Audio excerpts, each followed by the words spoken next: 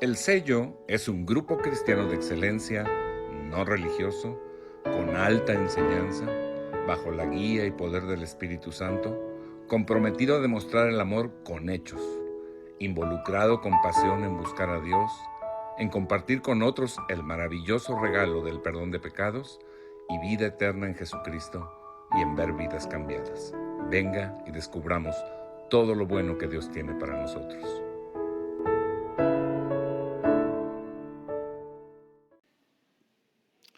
Quiero hacerle una afirmación que tal vez le sorprenda. Y es que la venganza es el manjar más sabroso. La industria del cine ha hecho su agosto con las películas de venganza, con títulos como El Vengador Fantasma, El Vengador Anónimo, y hasta hay una que se llamó El Vengador de un Gallero. Yo se la ultra recomiendo, es una joya de la cinematografía mundial, un dechado de actuación, de argumento, de todo, excelente. Y en estas películas del Vengador el rollo es casi siempre el mismo. Un hombre bueno que le matan a la esposa o que le matan al hijo o a la hija y que entonces se convierte en un feroz vengador que mata a todos los malvados y mata hasta el perico de los malvados. No me lo va a creer, pero hasta hay una película, me parece recordar, que se llama John Wick o algo así, en donde al John, o sea, al protagonista, el hijo de un mafioso le mata al perro y entonces el John va y mata al hijo del mafioso. Y entonces el mafioso, para vengarse, contrata un montón de asesinos y manda a matar al John. Pero el John, como es el protagonista, pues con la mano en la cintura se echa a todos los asesinos y hasta mata a la suegra del mafioso. Cuando eso sucede, el mafioso, en agradecimiento, para la bronca. Bueno, la verdad es que esta última parte no me acuerdo si así es la trama. A lo mejor lo inventé. El punto es que en esa película era un derramadero de sangre brutal.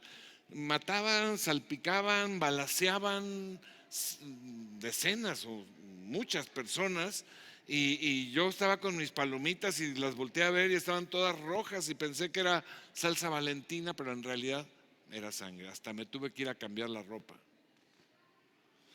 El problema de la venganza es que uno se hace igual a su enemigo. Lo que estabas pues tú sufriendo, lo vas a hacer sufrir a otro. Y alguien dijo que antes de empezar un viaje de venganza, cabes 2 tumbas. Desde luego que el deseo de venganza surge ante una afrenta, ante una agresión sufrida y busca hacer justicia, pero justicia propia, sin reglas, motivada por el odio. ¿Sabe? Los vengadores pierden el rumbo, sacrifican la situación en la que están. Por ejemplo, en algunas de esas películas ves que el protagonista pues era un hombre de familia, en una casa buena, con buen coche, buen trabajo, y cuando surge la afrenta, olvida todo eso, deja todo eso y se lanza a la venganza, sacrifica todo lo que tenía de tranquilidad, de trabajo, de casa, para enfrascarse y hasta obsesionarse en una venganza. También dejan de ver el futuro, dejan de construir para llegar a una meta por llenarse de odio y dejar de lado sus prioridades para nuevamente concentrarse solamente en esa venganza. Y es que la venganza siempre deja malas consecuencias. Se genera más odio, se genera más violencia y puede ser que sufra a su vez otra venganza. ¿Cuántas historias hemos oído en muchas partes, en muchas familias, en muchas partes del mundo, en muchos momentos de la historia, que Juanito mata a Pedrito y luego el hijo de Pedrito mata al hijo de Juanito y el nieto de Juanito mata al nieto y así se van hasta de generación en generación en venganzas y venganzas y venganzas y venganzas? así que no cobres venganza.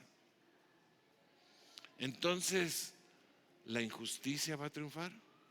No, no es así. Yo quiero darle esta mañana una característica de Dios que casi nadie conoce, que no sabemos.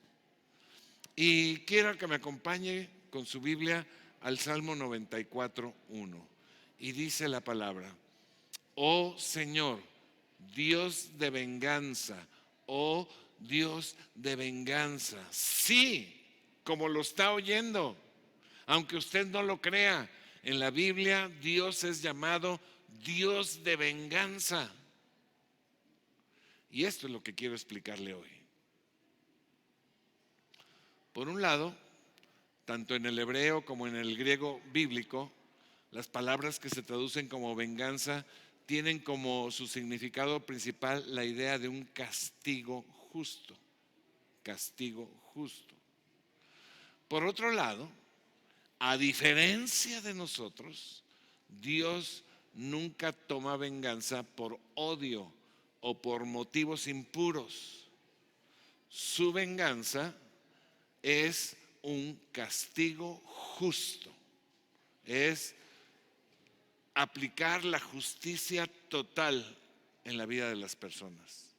Y esto es vital para entender por qué Dios se reserva para sí mismo el derecho a vengarse. En Deuteronomio capítulo 32, versículo 35 dice: yo tomaré venganza. Está hablando el Señor. Yo tomaré venganza, yo les pagaré lo que se merecen. Dice: a su debido tiempo sus pies resbalarán, les llegará el día de la calamidad y su destino los alcanzará. Quiero que usted sepa que al Señor no se le escapa ningún mal, no se le escapa ninguna injusticia, no está dormido, no está distraído. Por eso Él afirma que se retribuirá lo justo, lo merecido, y que a cada uno tarde o temprano le llegará su retribución.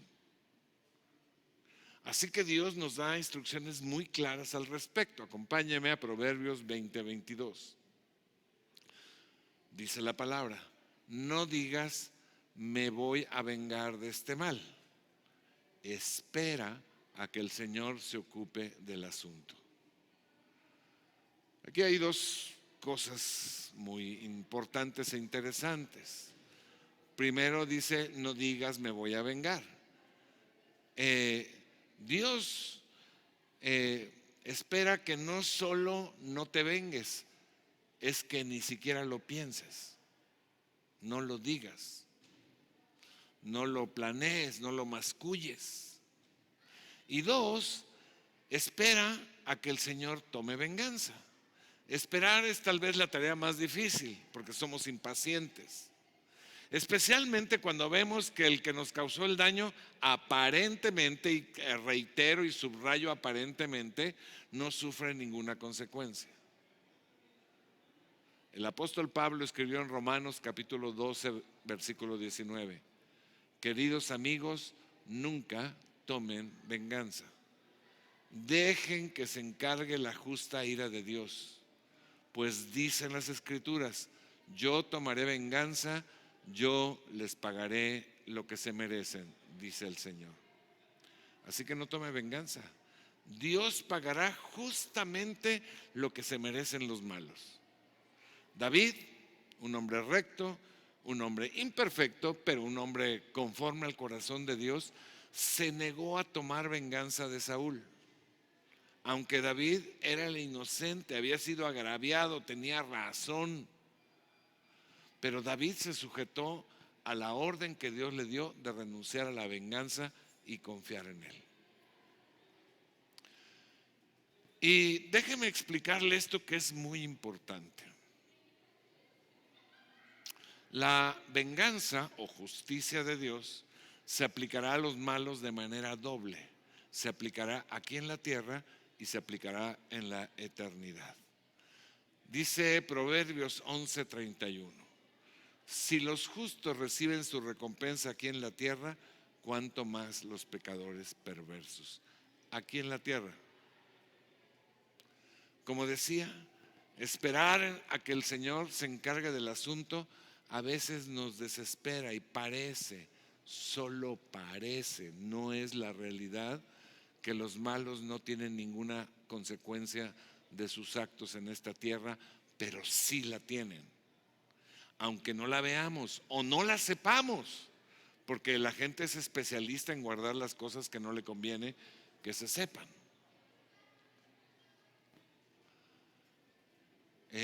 Hay una historia en donde estaba un león debajo de un árbol descansando allá en la sabana, en África, en el Serengeti. Y ya sabe usted que los leones son como algunos hombres mexicanos. Ellos se echan a la sombra y dejan que la mujer ande cazando y trayendo y cuidando a los hijos y trayéndoles el alimento. Pues este estaba ahí echado en la sombra del árbol. Y en una de las ramas había 3 changuitos. Y los changuitos estaban molestando al león, ¿no? Y le decían, león, mantenido, ponte a trabajar. Y el león volteaba todo furioso y le decía, condenados changos, se han de bajar y me voy a vengar. Y los changos seguían molestándolo con palabras así. Le decían, león apestoso, ya báñate. Y el león se enojaba y les decía, se han de bajar y me voy a vengar. Y así estuvieron molestándolo, pero de repente se rompe la rama donde estaban los changuitos. 2 alcanzaron a agarrarse del tronco, pero uno cayó junto al león. Y entonces el león se levanta todo furioso, dispuesto a comérselo. Y el changuito con toda ecuanimidad se levanta, se sacude las manos y le dice, ¿sabes qué, león? Yo te admiro, neta, yo te admiro. Y te admiro tanto que yo de plano me bajé porque aquellos están ya muy groseros. Bueno, hay 2 maneras en que Dios castiga al culpable aquí en la tierra. De manera indirecta, a través de las autoridades terrenales. Usted sabe que dice la Escritura que toda autoridad proviene de Dios o está puesta por Dios. Está puesto, pero hay que entender esto. Dios no pone a las personas específicamente. Por ejemplo, aquí nosotros elegimos a ciertas autoridades, entonces no es responsabilidad de Dios si está una mala autoridad o no, es responsabilidad del que votó por ellos o del que los nombró. Dios pone la función de autoridad para castigar al malo, para castigar la injusticia. Por supuesto que muchas de esas autoridades no cumplen con esa función. Dios también castiga al culpable en esta tierra de manera directa. Dice Deuteronomio 32, 23, amontonaré calamidades sobre ellos y los derribaré con mis flechas. ¿Cuáles calamidades? ¿Qué calamidades? Pues hay montones de calamidades que están escritas en la Biblia. La palabra calamidad, bíblicamente hablando, significa devastación, asolamiento, destrucción, quebrantamiento, ruina, tempestad. Estas calamidades significan muchas cosas que suceden en las vidas. Y dice la Biblia que lo que el malo teme, eso le sobrevendrá. Terrible. Calamidades son problemas, asuntos, maldiciones. Vea usted, hace poco estuve enseñando acerca de finanzas bíblicas. Y les decía yo a los oyentes, les digo, miren, Dios quiere que su pueblo, sus hijos sean prosperados. Ese es su corazón, esa es su voluntad. Como usted, su corazón, su voluntad es que sus hijos sean prosperados, ¿o no? Pues sí. Pero existen 2 tipos de prosperidad financieramente hablando, económicamente hablando. Está la prosperidad que viene de Dios y está la prosperidad que viene del mundo. La prosperidad que viene de Dios se logra siguiendo las instrucciones de Dios respecto a las finanzas. Hace un momento decían aquí, cuando tú diezmas, Dios multiplica, abre las ventanas de los cielos, quita al devorador. O sea, cuando tú sigues las instrucciones financieras de Dios, no solamente no tienes maldición, tienes bendición. Pero cuando tú sigues las instrucciones del mundo para la prosperidad financiera, vienen maldiciones. Yo hice un estudio y encontré por lo menos 20. Si eso es nada más en el área financiera, imagínese en cualquier otra área en la que un malo haya actuado. Terrible. Y estas calamidades van a venir sobre la persona y sobre su entorno. Le repito, aunque a veces no se note, pero tenga por seguro que así es, porque Dios no miente. Aunque no se vea, así es. La gente oculta, la gente finge. Todos reciben su justo castigo en esta tierra. Lo peor para ellos es que también recibirán su justo castigo en la eternidad. No solo el sufrimiento eterno en el infierno, sino aún ahí diferentes niveles de castigo. Mire, hay una ley universal. Universal quiere decir que se aplica en el universo, y universal que se aplica a todo. Se aplica a la familia, se aplica a la siembra, se aplica en lo físico, se aplica en lo espiritual, se aplica en todo.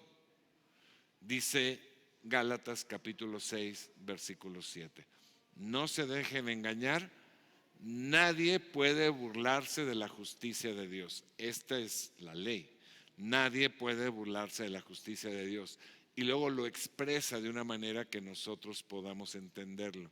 Siempre se cosecha lo que se siembra. Es ineludible. No hay manera de escapar. Ahora, todos queremos que se haga justicia, pero no nos toca juzgar a nosotros, ni tampoco ejecutar el castigo. Esto es trabajo de Dios. Es tentador tratar de asumir el papel de Dios y castigar a quienes creemos que lo merecen, pero somos criaturas imperfectas, nunca lo podríamos hacer bien. Es imposible para nosotros el vengarnos de manera correcta por motivos correctos. Además, quiero decirle que los diabéticos no se pueden vengar porque la venganza es dulce.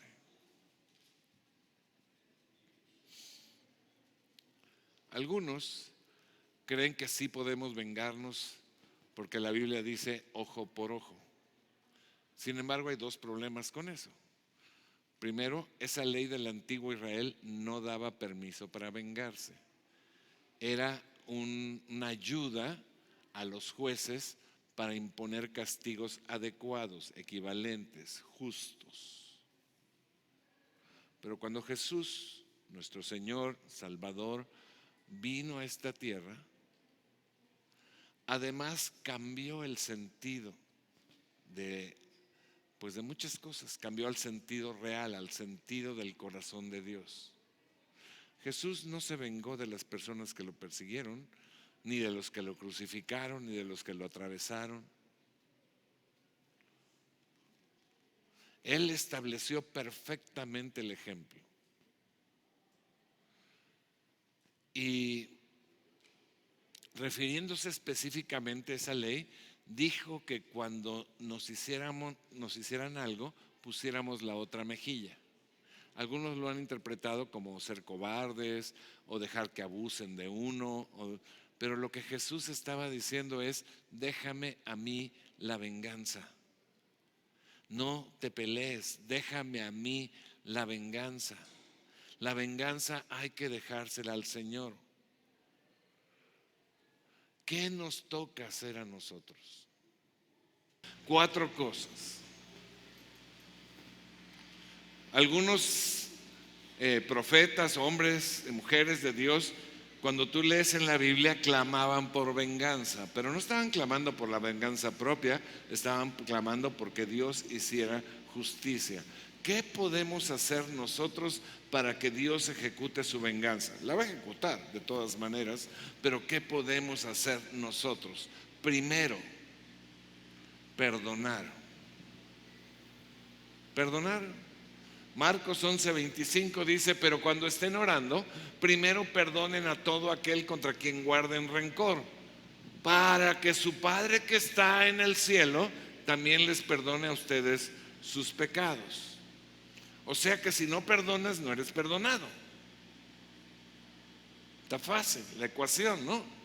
Difícil es perdonar cuando alguien nos hizo algo y delante de Dios y delante de nosotros y en nuestro interior, la verdad, sentimos odio, resentimiento, dolor, ganas de venganza. Queremos que se haga justicia y Dios hará justicia, pero primero tenemos que perdonar, porque si no, entonces también va a venir sobre nosotros esa venganza.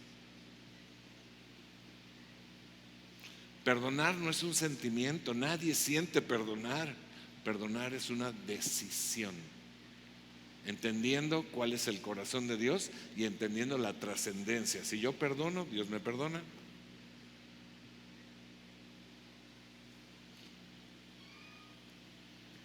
Segunda cosa que podemos hacer en este asunto de la venganza: bendecir y orar por los que nos han hecho daño. Sí, chucha tus calzonzotes, ¿verdad? Romanos capítulo 12, versículo 20 dice: en cambio, si tus enemigos tienen hambre, dales de comer. Si tienen sed, dales de beber. Y hay muchos otros versículos que dicen: no paguen mal con bien, no paguen mal con mal, paguen mal con bien, oren por sus enemigos, etcétera. Hay muchos versículos. Y aquí dice algo que a lo mejor se le hace un poquito extraño. Dice: si lo haces, lo que va a suceder es que sobre esa persona, no me quiten el versículo, sobre esa persona vas a acumular carbones encendidos. Carbones encendidos. ¿Qué es eso? Bueno, los carbones encendidos tienen dos significados, mi hermano, abusado. Por una parte, es como si dijeras: por causa de tu buena onda, de responder de buena onda, va a ser un estímulo para que la persona se avergüence, pueda arrepentirse, pueda ser perdonada y restaurada. Y ese es el corazón de Dios y tendría que ser también nuestro corazón. Mi corazón no es que Dios se vengue sobre una persona, sino que se arrepiente y pueda ser perdonada. Pero los carbones encendidos, si la persona no se arrepiente, entonces se convierten en elementos de juicio, de castigo. Vea, Salmos 11, 5, 7. Dice la palabra: el Señor examina tanto a los justos como a los malvados y aborrece a los que aman la violencia. Ahora vea, dice: hará llover, ¿qué? Carbones encendidos y azufre ardiente sobre los malvados y los castigará con vientos abrasadores. Si la persona si tú reaccionas en buena onda y le das de comer y lo perdonas y lo oras, y la persona no se avergüenza, no se arrepiente, no se le cae la cara de vergüenza, entonces esos carbones se convierten en el elemento de su juicio y de su castigo.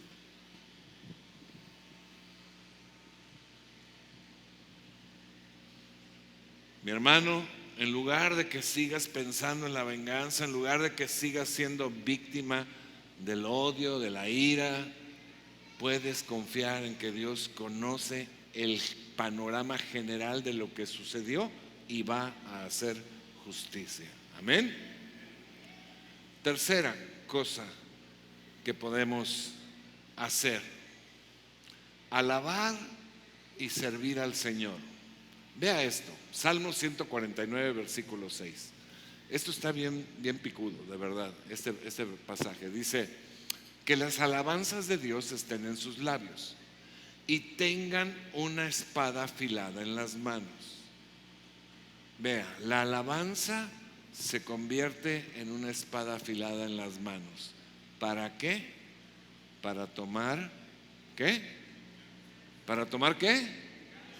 Venganza contra las naciones y castigar a los pueblos. Dice, para encadenar a sus reyes con grilletes y a sus líderes con cadenas de hierro, para ejecutar el juicio que está determinado, escrito contra ellos. Y luego termina con esto: este es el privilegio glorioso que tienen sus fieles. Mire, mi hermano, la alabanza y el servicio a Dios lo que hace es que nos hace pasar del lado del justiciero, del vengador, no del que recibe la venganza. Nos hace estar con la espada del vengador, no recibiendo el espadazo como víctima, ¿no? Como merecedor de la justicia. Y dice la Escritura que este es un gran privilegio que tenemos. El estar cerca del Señor hace el milagro de cambiar nuestra mente y nuestro corazón. Dejas de estar padeciendo, dejas la amargura, dejas ese deseo de venganza, dejas lo que te está atormentando en el alma, porque estás delante de la presencia de Dios adorando y sirviéndole, y empiezas a transformar tu mente y tu corazón de tal manera que sigues viviendo, pero ahora de otra manera. Vives en paz y dejas de estar con los ojos puestos en lo terrenal y empiezas a ponerlo en lo eterno, y todo cambia en la vida.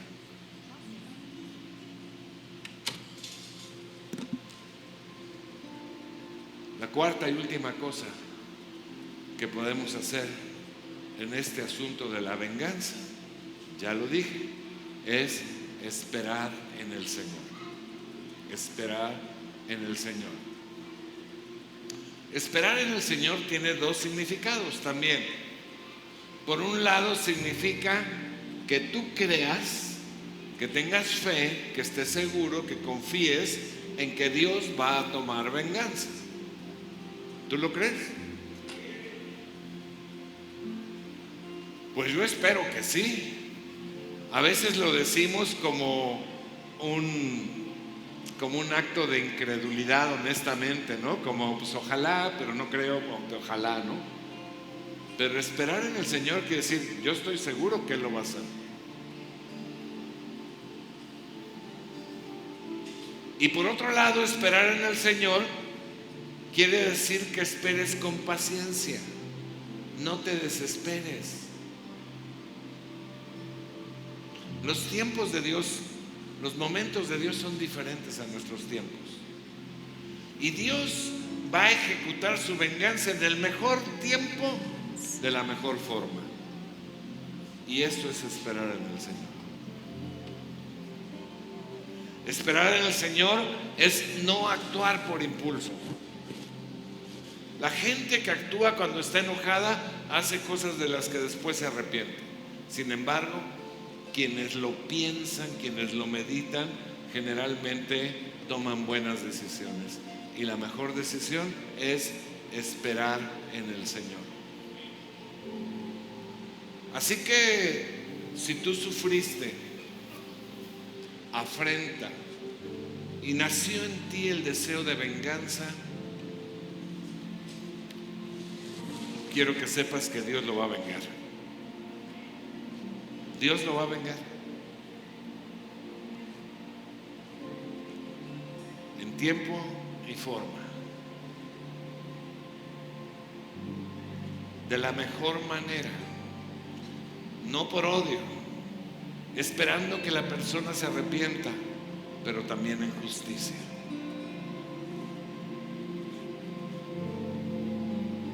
¿Cuántas veces nos hemos preguntado, ¿y ese sicario que asesinó a, no sé, un una persona, un niño, una mujer, y está impune para la justicia humana, pero no está impune para Dios. Y ese que te golpeó, y ese que te violó, y ese que te... está impune tal vez para la justicia humana, pero no para Dios. Todo lo que el hombre siembre, eso cosechará. El que la hace, la paga. Gracias a Dios que no tenemos que preocuparnos por vengarnos, no tenemos que seguir viviendo en odio, no tenemos que seguir viviendo en temor, en ira, solamente confiar en Él, saber que Él tiene todo bajo control. Si tú has sufrido una agresión de la cual haya nacido un deseo de venganza, Dios quiere quitar ese sentimiento hoy. Quiere decirte, confía en mí, déjamelo a mí. Si tú has sentido eso, y yo creo que todos lo hemos sentido, ponte de pie, vamos a pedirle al Espíritu Santo que nos ayude a confiar en Él, a dejarle a Él todo lo que nos duele, todo lo que merece retribución. Señor, gracias por tu palabra. Gracias porque hoy sé, Señor, que nada quedará impune. Que tú, Señor, has tomado nota hasta de lo más mínimo. Y hoy decido, Señor, perdonar a aquella persona que me agredió, que me dañó. Hoy decido, Señor, orar por él, bendecirle, con la esperanza de que se arrepienta, Señor, y no tenga que enfrentar tu justicia. Hoy te alabo y te sirvo, Señor, para que tú cambies mi lamento en gozo, cambies mi mente en mi corazón, de estar en temor, de estar sufriendo, a estar en paz, a estar contento. Hoy, Señor, espero en ti, creo que tú lo harás, creo que tú lo harás, creo que tú lo estás haciendo. Y hoy me someto a ti, Señor. Me someto a tu poder, a tu Espíritu Santo. Y te dejo a ti la venganza totalmente. Renuncio a toda venganza y te la dejo a ti, Señor, en el nombre de Jesús. Amén y amén. Que Dios le bendiga. Hola, si este mensaje te gustó, comparte, dale like, suscríbete y dale a la campanita. Esto puede ser de bendición para otros.